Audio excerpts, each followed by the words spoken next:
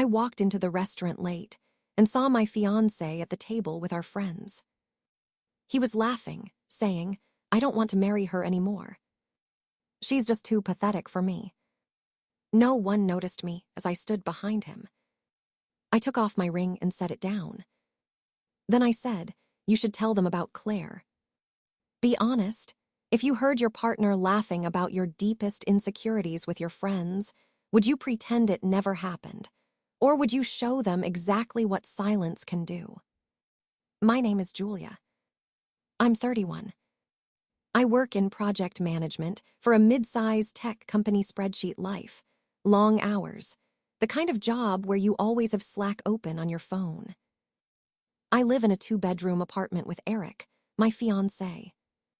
He's an architect, the kind who wears black sweaters, talks about clean lines, and leaves sketches everywhere. We moved in together 2 years ago when we got engaged. His friends call it our place, but most of the furniture is his. Even now, I can picture the gray sectional he insisted on, the print of some building in Barcelona above the TV, the espresso machine he never cleans. Friday nights meant dinner with Eric's group. It started casual, once a month, then every other week, always at the same Italian spot downtown. The staff knew us. There was always too much wine, way too much noise, and a lot of in-jokes that I never quite got. Most of the group worked with Eric or went to college with him. I liked a few Maya, the only other woman who worked in tech, and Adam, who always asked about my family. But mostly I felt like a guest, not a host. Eric liked being on. He told stories, made jokes, sometimes at my expense. He'd say something about my cooking or my obsessive need to plan trips, and everyone would laugh. I'd laugh too, or try. I'd change the subject, refill a glass, keep things light. I didn't want to make a scene. The last few weeks, Eric had been restless. He'd work late, come home tired, spend hours scrolling through his phone. If I asked, he'd say it was deadlines or a problem at his firm. I believed him. I wanted to believe him. That Friday, I was running late myself.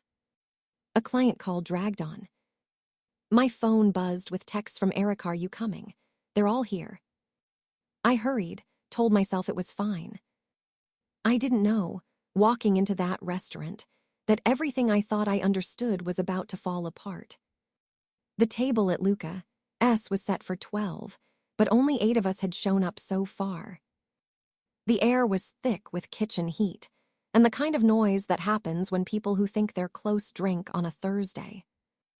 Someone had ordered a second round of the house red. Water pooled under the glasses, making tiny red rings on the white tablecloth. I came in from the back. I'd stepped outside to take a call from my sister something about Mom's birthday, next month. My phone buzzed in my pocket, but I ignored it. As I came around the corner, I heard Eric's voice louder than anyone else's. He always talked over people, but tonight it sounded different, drunk, sharper. He said, "I just don't want to marry her anymore. She's just too pathetic for me." There was a pause, then a burst of laughter. Josh slapped the table. Ben leaned in. Maya tried to cover her mouth, but grinned anyway. Liz's eyes darted to mine as I approached, but she looked away fast. I stood there, maybe a foot behind Eric's chair. Nobody noticed me at first. I watched Eric twirl his fork between his fingers, smirking, looking at Josh like he expected applause. He said, "You guys get it, right? I mean, she can't even make a decision without texting me first. I need someone who doesn't need me so much." Ben said, "Don't hold back, man." Eric laughed. "What's the point? She's not even here." He turned then. His face dropped. He saw me, and for a second, he looked like a little kid caught with his hand in the jar. Nobody spoke. The clatter of cutlery from the other tables seemed louder. I didn't say anything. I reached for my left hand and slid my engagement ring off. It caught on my knuckle, then came free. I set it down in front of him, right next to his glass. Maya's mouth opened, but nothing came out. Josh's hand froze in the air. Liz just stared at the ring. Ben leaned back, his chair creaking. Eric said, "Wait, hold on." I didn't look at him. I looked at the ring, then at the red wine stain spreading under his glass. Someone at the next table started to sing "Happy Birthday," loud and off-key. Nobody at our table moved. The waiter came by, saw our faces, and kept walking. I pushed my chair in, even though I hadn't sat down. My purse strap caught on the back for a second. I let it fall, then picked it up. My hands were steady. Eric said, "Can we just talk about this? You're overreacting." I didn't answer. I walked past Maya, who tried to touch my arm. I stepped around her. The laughter was gone. Only the sound of forks and glasses from other tables. The air felt cold, even though the restaurant was warm. At the door, I stopped and looked back. Eric still hadn't touched the ring.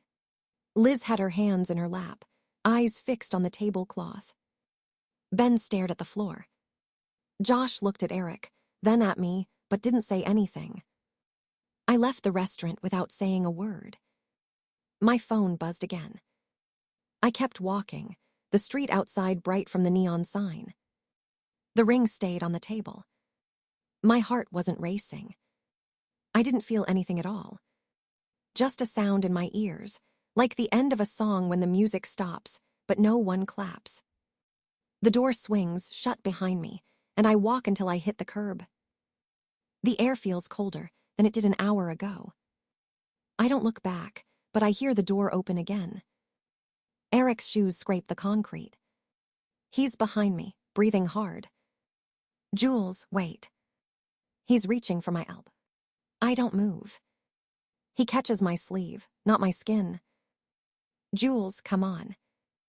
I was joking, you know that, right? He tries to catch my eyes. I keep my face turned. The streetlight makes everything look harsh. His face is all sharp edges, colorless. "Is that what you call it?" My voice sounds flat, not mine. I don't even feel angry, just hollow. He drops my sleeve. The wind picks up. Josh's voice comes from behind us, softer, but I can hear the edge of panic. I turn, just enough to see them. Eric is pale. Josh is hanging back, hands buried in his jacket. I hold up a hand, palm out, and cut across whatever Josh is about to say. "Just don't." I don't raise my voice. Eric opens his mouth, shuts it. He glances toward the restaurant window. The ring box is still there, on the table by the empty wine glass. Someone inside is looking at us, maybe a waiter. Eric steps in front of me, blocking my view of the street. "Jules, it was just supposed to be funny." You know how Josh is.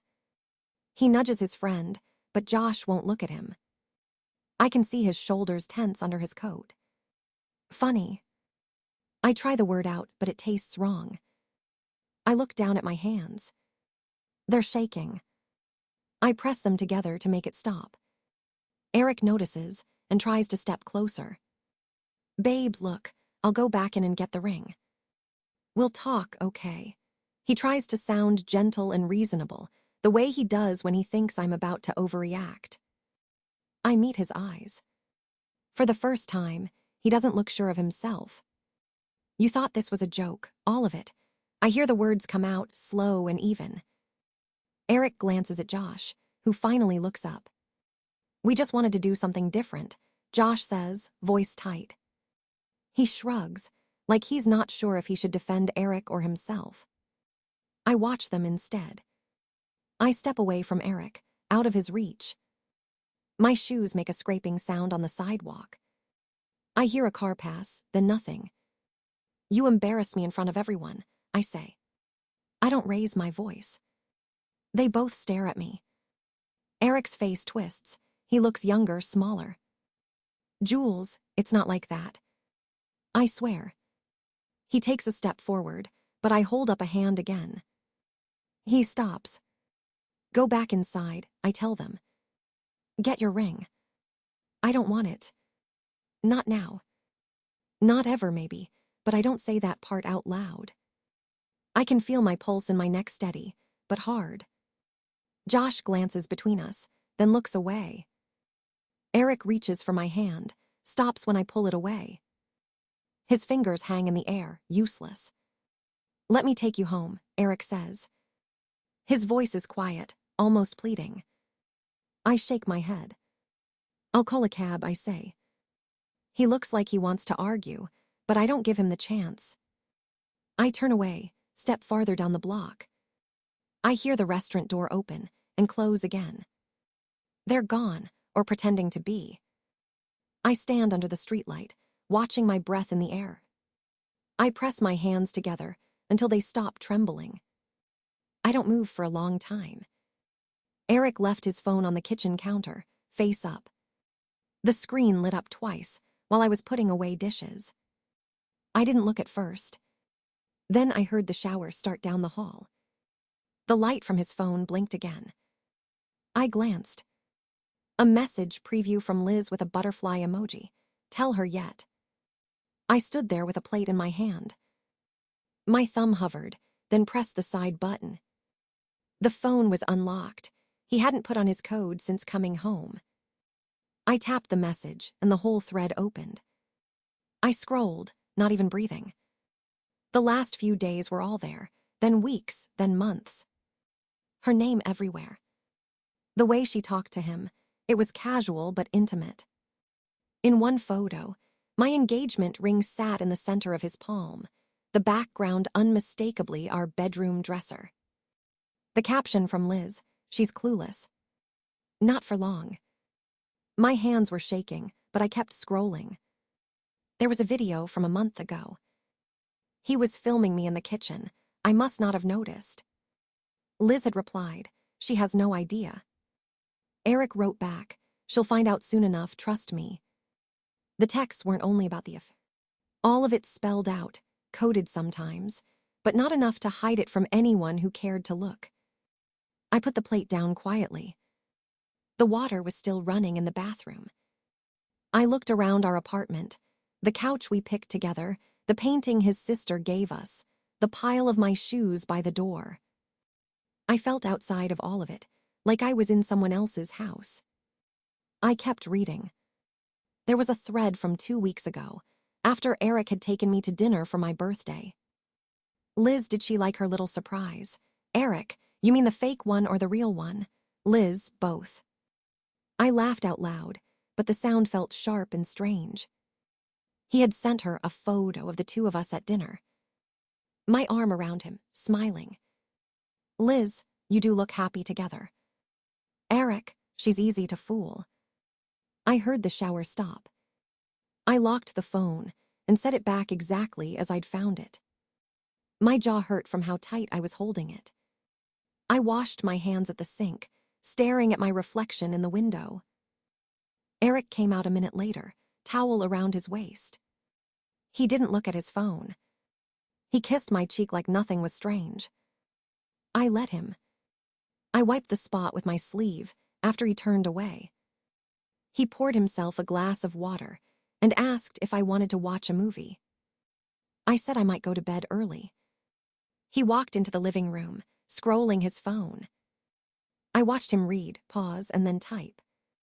I wondered if he could feel that something had shifted, or if he was too sure of himself.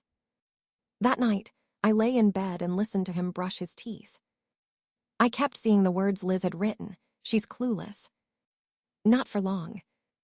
They sounded rehearsed, like they'd been waiting for this moment. I didn't cry. I thought about what I knew now, and what I could do with it. The apartment felt smaller. My body felt heavier. The ring on my finger pressed into my skin, sharp and unfamiliar. I left it on. I turned out the light. Eric lay down beside me and fell asleep within minutes. I stared at the ceiling, counting the seconds between his breaths. I walked out of our apartment with my keys and laptop in my hands, nothing else. I didn't bother with shoes, just slipped on sandals by the door. He said something as I left, a half-hearted wait, but I didn't turn around. I took the stairs. I didn't want to stand in the elevator, trapped, even for a minute. I drove to Nina's place, without checking the rearview. The city looked different from the highway, like I'd never paid attention to it before. Her apartment was up 2 flights, and I buzzed her door. She opened it right away. She didn't ask questions. Just let me in and locked the door behind me. Her living room smelled like eucalyptus. I dropped my laptop on her coffee table and sat down. My hands shook, so I pressed my palms against my jeans and tried to slow my breathing. Nina watched me for a second, then went to the kitchen and came back with 2 glasses of water. I opened my laptop and logged in. The message thread was still up, each line burning through my head. Their names, their words, the timestamps. I selected everything and forwarded it to myself first. Then I typed Nina's email address and hit send. She sat down next to me, close but not touching.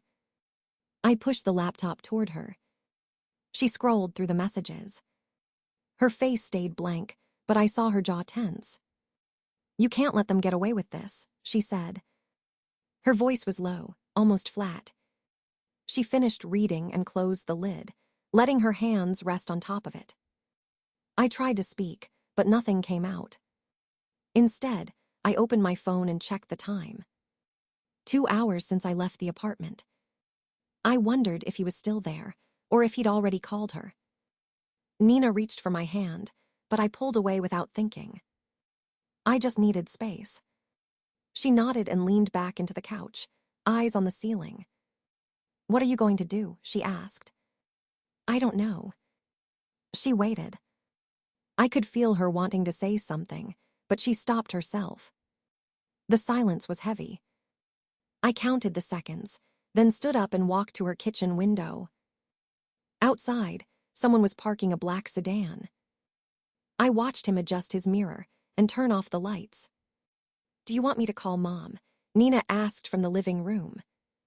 "No, not yet." She came to stand next to me at the window. For a minute, we both just stared outside. She didn't offer advice again. She just stood there, arms folded, waiting for me to move. When I went back to the couch, I opened my laptop again and read the messages a second time. Each word felt colder. I saved the thread as a PDF. I emailed it again, this time to a new folder I made just for this. I saved the attached photos, dragging them into a private drive. Nina sat across from me now. Her knees were pulled up, her hair tied in a knot. She looked smaller than usual. "He's going to try and talk his way out," she said. "You know that, right?" I nodded. I couldn't picture his face anymore. I could only see the words he'd typed. "You don't have to decide tonight," she said. "But you have to decide something." I needed to sleep, but my body wouldn't let me. I put my phone on silent and turned off the screen. Nina brought out a blanket and left it on the armrest. "If you want to talk, I'm here," she said. I didn't answer. I just listened to the sound of her walking down the hall, closing her bedroom door. I stayed on the couch, laptop closed, messages burning in my mind, trying not to remember the way he looked at me that morning. Maya was already at the cafe when I walked in. She sat at the corner table, stirring the top of her cappuccino, even though the foam had already collapsed. I slid into the seat across from her. She glanced up, her eyes rimmed with red. I could see her nails, tapping against the side of her mug. "You look tired," I said. She didn't answer right away. She just kept stirring. Finally, she took a breath. "Julia, listen. I swear I didn't know about Eric and Liz. I thought they were just texting about your party," she said. "That's all Liz told me." I watched her for a moment. She wouldn't meet my eyes. I took my phone out and pulled up the screenshot, the one with Liz's message about the ring. I slid it across the table. She frowned and leaned forward. Her eyes moved over the screen, and I saw her mouth tighten.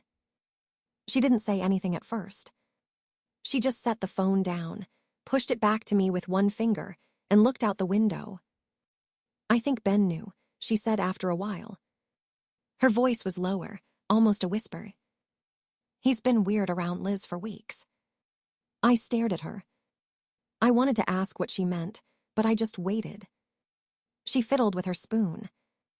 Like last weekend, I caught him looking at her at dinner.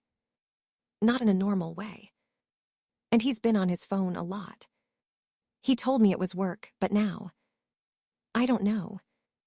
Maya's hands shook a little. She tried to hide it by crossing her arms.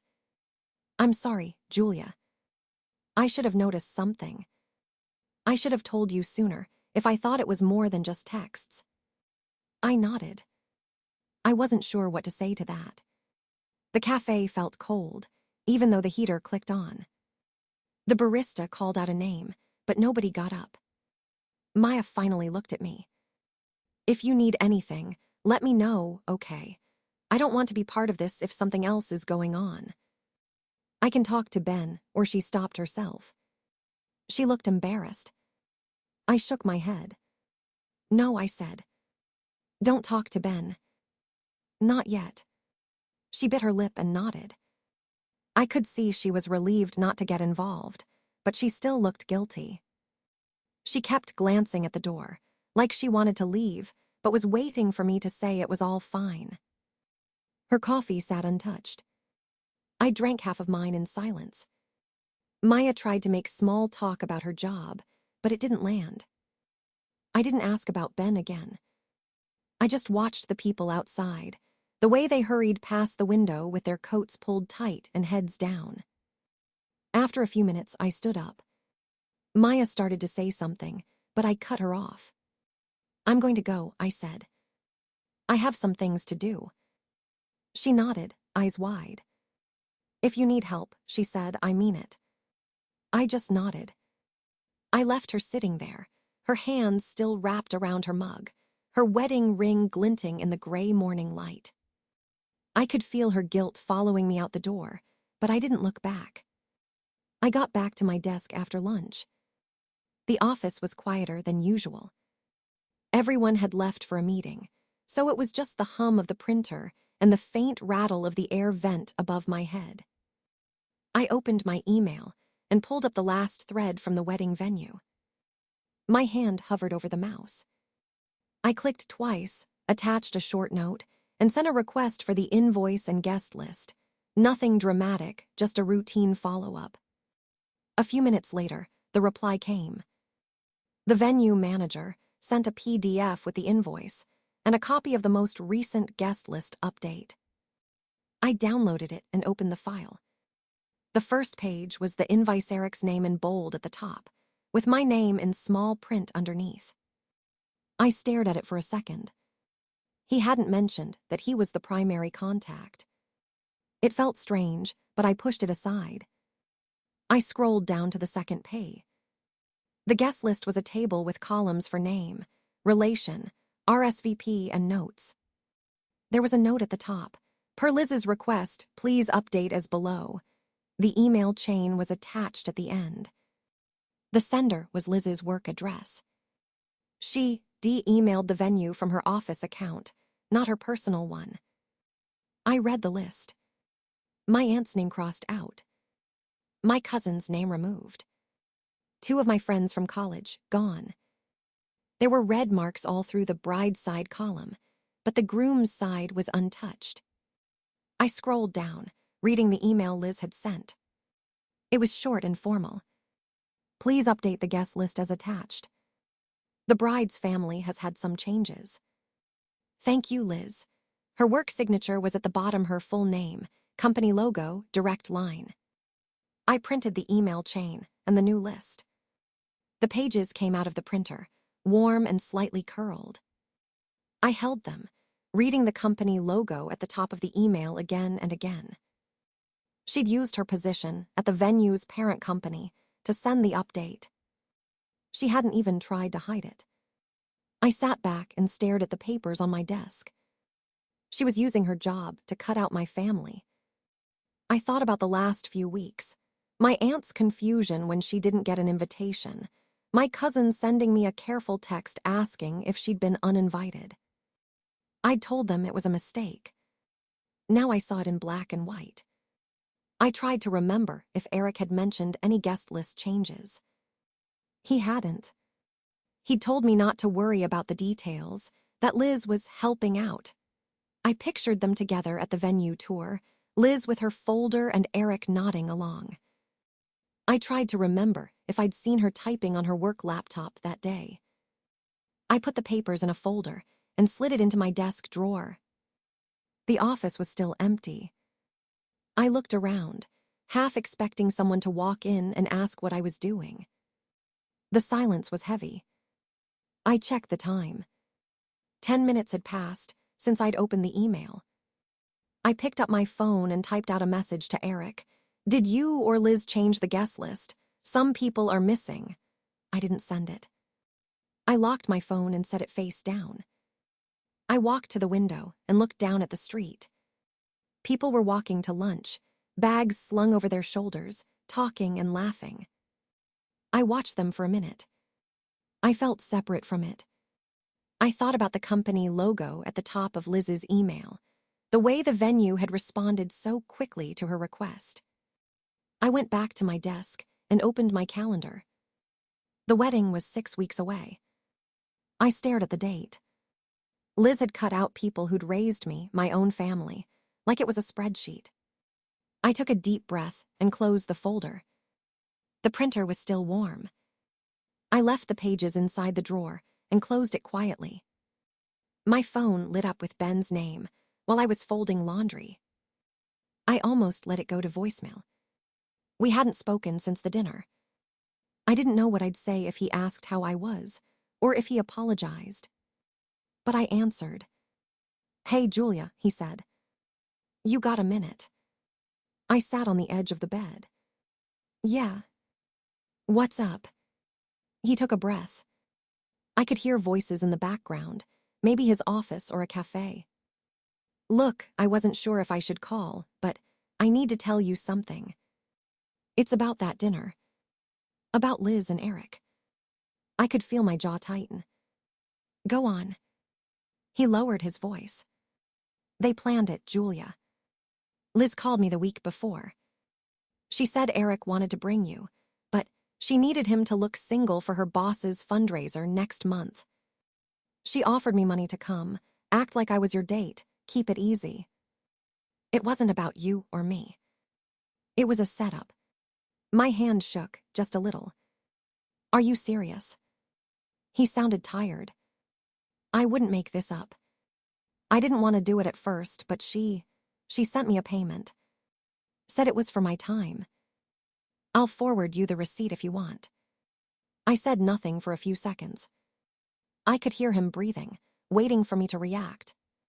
Finally, I said, "Do it." He hung up. Less than a minute later, my email pinged. The subject line was proof. Inside was a screenshot of a Venmo payment. From Liz. The memo said, "Thanks for your help, Elle." I stared at the screen. The amount wasn't huge, $200. Not enough to matter, but enough to make it real. I scrolled back, checked the date. 2 days before the dinner. I called Ben back. He picked up on the first ring. "Why didn't you tell me before?" I asked. He sounded embarrassed. "I was going to, but I don't know." I felt weird. I thought maybe you already knew, or maybe it wasn't my place. After how that dinner went, I figured you'd never want to talk to me again. I kept my voice steady. "Did Liz say anything else?" He hesitated. Just that Eric would owe her if he did this. She wanted to look good in front of her boss. Said it'd help her get a promotion. "I'm sorry, Julia." I didn't answer right away. I heard a chair scraping in the background. Ben cleared his throat. "Look, I know it was shitty. I shouldn't have taken the money. I just wanted to be straight with you." I nodded, even though he couldn't see me. Okay. Thanks for telling me. You gonna be all right? He asked. I let a beat pass. I'm fine. We hung up. I sat there, holding the phone, not moving. I tried to remember every detail from that dinner. The way Liz had smiled across the table. The way Eric had looked away when I spoke. I'd thought the worst part was the affair. It turned out that was only half of it. My hands felt cold. I put the phone down, went back to folding laundry. I finished the pile, but I don't remember what I folded. Liz had bought a fake date for me, so Eric could look single for her work party. It was all planned. I wondered how many times they'd done things like this. How many other nights had been staged, performances for other people, with me as the prop. I checked the email again before I closed my laptop, just to make sure I hadn't imagined it. Thanks for your help, Hel. It didn't feel like a betrayal anymore. It felt like a business transaction I'd never agreed to be part of. I started making a list, quietly, in my head. Nina poured 2 glasses of water and set one in front of me. The kitchen clock ticked. I had my laptop open, the tab with all the evidence blinking at me. My hands left smudges on the glass as I picked it up and set it down again. Nina watched me sort the receipts and emails into neat piles. She didn't say much, just kept glancing at her phone every now and then. The house was quiet except for us, and the faint sound of a neighbor's dog barking. I opened a new email draft. To info@eventopia.com. I typed and deleted the subject line twice before settling on concerning employee ethics and conflict at client event. I attached the PDF I'd made, all the screenshots and transaction logs with the date highlighted. Nina leaned over my shoulder, reading as I typed the body of the email. This is what I wrote. Hello. I am a recent client who attended a wedding event managed by Liz Hargrove on June 3rd. I am providing documentation regarding her conduct at the event, including direct interference with the proceedings, unauthorized communication with vendors, and evidence of payment to a third party, Ben Cross, to disrupt the ceremony. Please see the attached file for details. I trust you will handle this matter with the seriousness it deserves. Regards. Anna Green. Nina read it once, then again. She pointed to the second sentence. Maybe add alleged before payment, she said. Just so it doesn't sound like an accusation. I nodded. I made the change and read it out loud in a low voice. Each word felt heavy. Nina said it was clear and unemotional. She told me to keep it simple and not to get personal. The facts were enough. That's what she kept saying. We went through the PDF together. Each screenshot had a timestamp. There was the text from Liz telling Ben when to arrive, the Venmo payment labeled extra help, and the email to the florist with her edits to the order. Nina flagged one page, my angry email to Liz after the wedding. She said leave it out. It made me look too involved. I deleted the page, checked the page numbers, and saved it again. I hovered over the send button. My finger twitched. Schedule it, Nina said. For Monday morning. That way you can sleep on it. I opened the scheduling tool and set it for 7:03 a.m. That would hit their inbox right as the office opened. I stared at the confirmation screen. Nina pressed my shoulder, gentle but steady. Do you want to go over it again? She asked. No, I said. I'm done. I closed the laptop. It felt final, in a way that nothing else had so far. Nina started clearing the table, stacking the receipts and my half-empty glass. The kitchen felt small, like everything in it was leaning in on me. She didn't ask me how I felt, and I didn't offer anything. You'll probably get a reply by noon, Nina said. HR moves fast with this stuff. I nodded.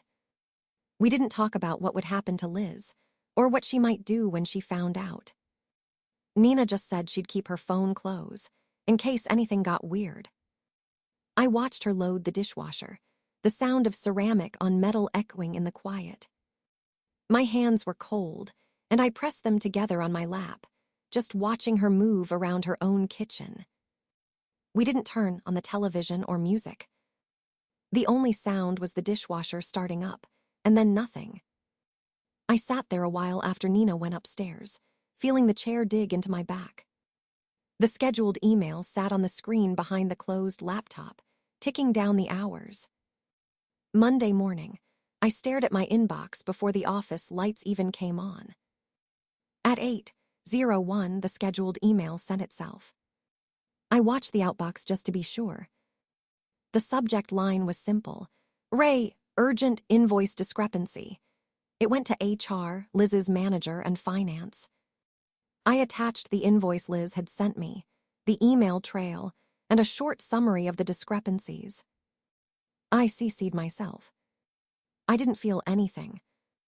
By 9:00, I could hear noise in the corridor. 2 people from HR walked briskly past my door, not looking at me. Someone in the kitchen whispered Liz's name, then went quiet when I walked by to make tea. My phone buzzed twice, Eric's name on the screen. I let it ring. At 10:17, I checked LinkedIn. Liz's profile said open to work. The banner was there, bright green. She hadn't even updated her job title. I closed the tab and went back to my spreadsheet. Eric called again at 10:40, then 11:05. No voicemail. At 11:32, Maya's text came through. Liz got fired. What did you do? I typed back, nothing but the truth. There was a pause, then the typing dots. They stopped, then came back. Finally, she's freaking out. Are you okay? I put my phone face down and finished my coffee. At noon, I left for my lunch meeting. The wedding venue was across town, a 15-minute drive. I wore my work jacket, hair pulled back, and carried the folder with the invoice and emails. The manager greeted me at the front desk. His hands were already folded, polite but tense. Thank you for coming, he said. Please, let's talk in my office. I followed him. The office was small and smelled like fresh paper and coffee. He sat down, offered me water. I set the folder on his desk and slid it forward. This is the invoice Liz sent me, I said. And this is her email, confirming the amount. It doesn't match what your team quoted us last fall. He opened the folder. His eyes moved from the paper to his computer. He clicked through something, then frowned. I'm so sorry, he said. This is not our standard invoice. I see the overcharge here. And the deposit misallocation. I waited. He kept clicking, then looked up. We take this very seriously, he said. I apologize for any distress this caused. I'll arrange a full refund right away. Thank you, I said. I didn't smile. He nodded, typed a note, and asked if I needed anything else. I said no, stood up and left the office. Outside, the air smelled like rain even though the sky was clear. In the car, I checked my phone again. 2 missed calls from Eric. 1 from Liz, which I deleted. No new messages from Maya. I drove back to work, parked in the same spot as always, and went inside. The office felt quieter than usual. Liz's desk was empty. Her cactus was still there, but her coffee mug was gone. I sat at my desk and opened my laptop. There was one new email from the venue manager.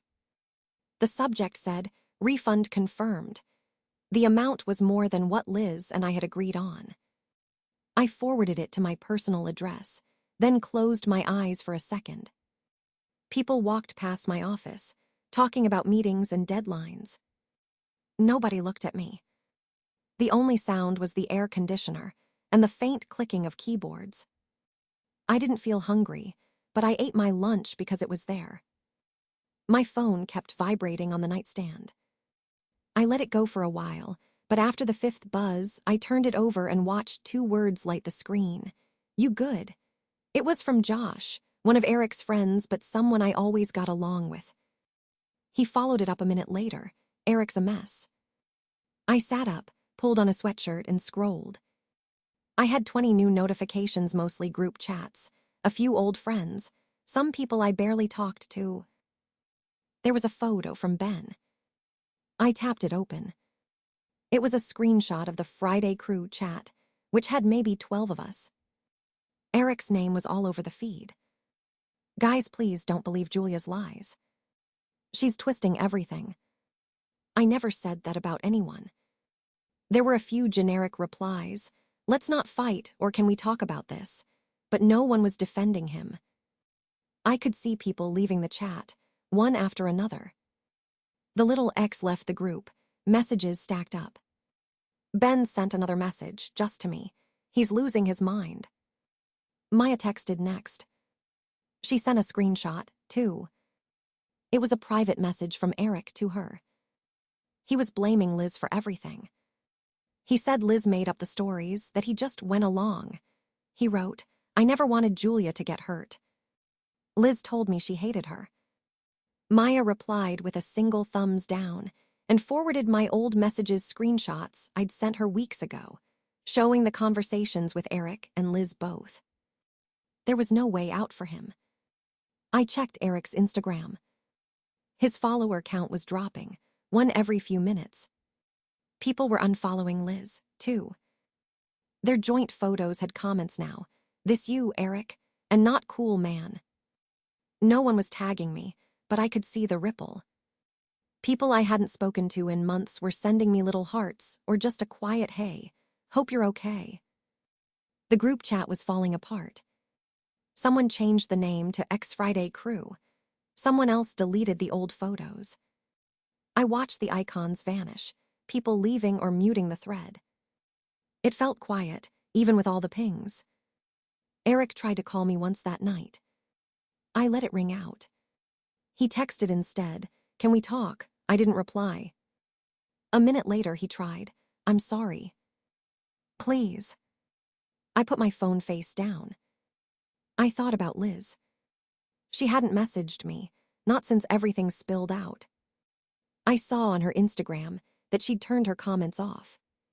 She posted a blank story, taking a break. Be kind. No one reposted it. The next morning, I got a message from Dave. Didn't know any of this was happening, he said. I'm here if you want to talk. I just sent back thanks. There wasn't much else to say. At lunch, Maya called. She sounded tired. It's getting ugly, she said. I told her I was fine. She said Eric was trying to get sympathy from everyone, but no one was buying it. Ben's not speaking to him, she said. He feels stupid for backing him up. After the call, I sat in the kitchen for a long time.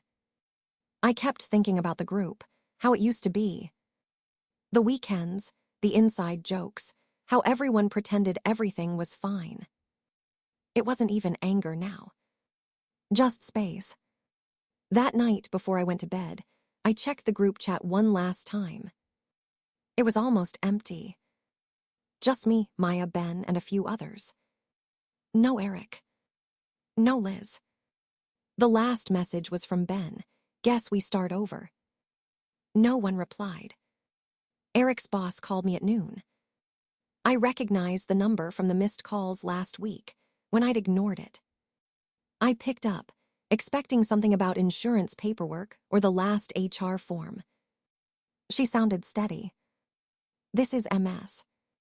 Patel from compliance. I wanted to inform you that Eric has been suspended, pending an internal review. We're investigating a breach. I sat down at the kitchen table. She said, we have reason to believe confidential information was sent from Eric's work email to several clients, inappropriately. The attachments were highly sensitive project bids, internal memos, things that don't leave the office. I listened, She kept her voice even, but I heard a pause. These emails were forwarded by someone, using the name Liz. Does that name mean anything to you? I said yes. I know Liz. She's my cousin. She's been involved with Eric. It felt strange, saying it out loud to a stranger, letting the words hang for a second. MS.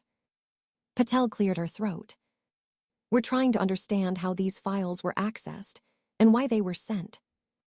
Was Liz ever at your house with Eric? Did she have access to his devices? I said they spent time together. I couldn't say for sure what she saw. I could hear typing on her end, like she was taking notes. If you remember anything specific, please let us know. This is a serious breach. Clients have already called in. I said, I understand. She thanked me and hung up. It was raining outside, the kind of steady rain that makes the neighborhood look washed out. I sat there, phone in my hand, wondering how many people in Eric's office already knew. 15 minutes later, Eric called. It went to voicemail. His message was short. I need to talk to you. This is out of control. Call me back. A few hours after that, my mother texted Liz's parents wanted to know if I'd heard from her. Liz wasn't answering calls. She delocked her social media accounts. I pictured her at her apartment, pacing, checking her phone, deleting old messages. I wondered if she'd call me to plead her side or blame me for what happened. By evening, my phone buzzed again. Eric again. This time, no voicemail, just a hang-up after 2 rings. I pictured him sitting in the car, outside his office, hands on the steering wheel, making lists in his head. He always made lists when he panicked. I could see him scrolling through his email, searching for evidence, trying to guess what Liz had sent. Later that night, I checked the neighborhood Facebook group. Someone posted about police cars parked outside Eric's office. Someone else commented heard there was some kind of data leak, big trouble. I scrolled past it and closed my laptop. The next morning, my aunt called. She sounded tired. I can't believe Liz would do something like this. She said, Eric says she set him up. Liz says it was Eric's idea. They're both refusing to talk to us. She asked if I could speak to Liz, get her to call home. I kept my voice neutral. I haven't talked to her, I said. I don't know what to tell you. I spent the afternoon cleaning the kitchen, wiping down the counters, scrubbing the sink. I replayed the conversation with MS. Patel. The way she had said Liz's name, careful but direct. I wondered if she'd called Liz's office too, or if the HR people were piecing things together on their own. I pictured the two of them, Eric and Liz on separate phone calls with their lawyers. Each trying to save themselves, probably blaming the other. That night, I slept with my phone face down on the nightstand. No one called. The next morning, I woke up early and checked my email. There was a message from Eric. Please, just tell them I didn't know. I deleted it without opening it. The silence in the house felt different, like something had moved away. I made coffee and sat by the window, watching the rain start again. I folded the last sweatshirt and set it on top of the suitcase. It was the one Eric always borrowed and never hung up. The closet was almost empty now, except for a couple of wire hangers and one of his old soccer jerseys on the floor. I zipped the suitcase, checked the bathroom drawers, ran my hand over the counter. I'd already boxed the mugs, my books, the photos we'd taken down last week. The shelves looked bare, the kind of empty that echoed when you shut the cabinet doors. Eric wasn't home. I'd texted him 2 days ago to tell him when I'd be moving out. He read it, never replied. That was fine. I'd stopped expecting much from him weeks ago. I opened the fridge and took out the last carton of milk expired by 3 days. I poured it out, rinsed the carton, tossed it in the recycling. The kitchen smelled faintly like cleaning spray. I wiped down the counter one more time, out of habit. The living room looked smaller without the couch. The indent in the carpet, where the coffee table used to be, was still visible. I stood there for a second, suitcase handle in one hand, the apartment key in the other. I remembered the first day we moved in, Eric carrying boxes, laughing about how we didn't need a moving company because we're young, we can do anything. Now it was just me, the echo of my own footsteps, the sound of passing cars outside. I set the key on the counter, right next to the folded note I'd left. Nothing dramatic, just said, "The rest of your mail is on the table." I took a photo of the empty room, mostly for the landlord, but I looked at it for a while before closing the camera app. It didn't look like home anymore. Walking down the hall, suitcase wheels bumping over the uneven linoleum, I heard someone moving upstairs. I wondered if they'd heard us fighting last month. I wondered what stories they'd pieced together from slammed doors and muffled voices. The elevator was slow, as always. I waited, listening to the hum of pipes and faint music from someone's phone on another floor. Outside, the air was colder than I expected. The city was quieter than usual, or maybe I was just noticing it more. I loaded my suitcase into the back of the car, checked that I hadn't forgotten anything: charger, wallet, phone. My phone buzzed as I was about to pull away. I glanced at the screen. Refund processed. Venue reservation has been canceled. I watched the email for a second. My thumb hovered over Eric's contact. In the end, I hit delete. No fanfare, just a name disappearing from my list. It felt smaller than I thought it would. I drove away, without looking back at the building. The traffic lights were all green. I noticed the cracks in the sidewalk, the closed coffee shop on the corner, the same delivery van double parked outside the bakery. I rolled down the window and let the air in. The city kept moving, everyone else caught in their own routines. I merged onto the main road, the apartment already fading in the rearview mirror. There was nothing left to say. The key was on the counter. The note was short. The refund would show up in my account soon. As I turned onto my street, the phone was silent. No missed calls, no new messages. I felt the weight of the suitcase shifting in the trunk, the last of my things. The apartment was empty. So was my contact list. The only sound was the car engine and the faint noise of the city, quieter now. The movers left before noon. I signed the last of the paperwork at the leasing office, then waited for the elevator to take me to the 4th floor. The new apartment smelled like fresh paint and dust, not like anything I owned before. I set my box of plates on the counter and opened the window. The city was louder here. I thought I'd hate it, but it drowned out the silence. The wedding planner sent an email confirming that all payments would be refunded, minus small fees. My dress hung in a plastic bag in the back of my closet. I didn't take it out. I sent back every RSVP, every gift that had arrived. I kept the envelope with our names on it, but nothing else. Eric called twice. I let it go to voicemail. He texted once about his job, and then nothing. Liz's name never showed up again. I heard from Mark that their offices let them both go after the HR investigation. There wasn't much talk about it after that. Our group chat split in two, one with 6 people, the other with 4. No one tried to pull me into either. I kept the folder with emails and screenshots in a locked drawer. I didn't mention it to anyone. Sometimes I saw Eric's parents at the grocery store. They looked away. I did too. At night, I'd sit on the small balcony with a mug of tea and listen to the traffic below. Sometimes I'd think about the old apartment or the plans we made. Mostly, I just closed my eyes and focused on the sound of cars and sirens. I didn't try to make it mean anything. It was just noise. 3 months have passed. I ran into Liz at the grocery store last Friday, in the produce aisle. She saw me first. Her hand hovered over a bag of apples, then she ducked her head and turned away. She kept her back to me while I picked out oranges. I could see her shoulders tense when I walked by. She didn't speak, and I didn't slow down. Eric's face pops up sometimes when I scroll through mutual friends, stories.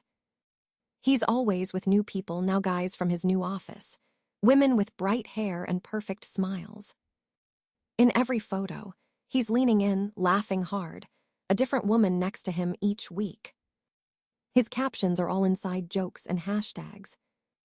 None of them mean anything to me. I haven't spoken to either of them since everything happened. No texts, no calls, not even birthday messages. My phone is quieter. There are fewer group chats and fewer notifications. I don't miss them. I don't check for updates, and when I see their names by accident, it feels like looking at someone else's weather report, just distant facts about another life. Some nights, I make dinner in silence, and the apartment feels bigger. I notice the way the light comes through the window at 6. I put on music I like. I finish whole books. On weekends, I leave the city for a few hours and walk along the water. My world is smaller now, but it's clean and mine. There's no anger left. No regret, either. I thought I would feel empty, but it's just relief, a kind of quiet I hadn't felt in years. I think that's enough. People say family is supposed to be your safe place, but sometimes it's the opposite. I still wonder if I should have left it alone, or if exposing them was the only way to get any peace. Maybe some people would have walked away and tried to forget. Maybe that's smarter. I keep thinking about all the little signs I missed, all the things that only made sense afterward. If you've ever found out someone close was hiding something from you, how did you decide what to do about it? Would you have confronted them, or just moved on and let it go? I still don't know if I got closure or just made the silence worse. If you've been through something like this, I hope my story makes you feel less alone. I'd like to hear what you think. What choice would you have made if you were in my place? You can comment below, I'll read them. If you want to hear more stories like this, you can subscribe and like. Maybe share it if it might help someone else trust their instincts. What would you do if the people you trusted most turned out to be hiding the biggest secret?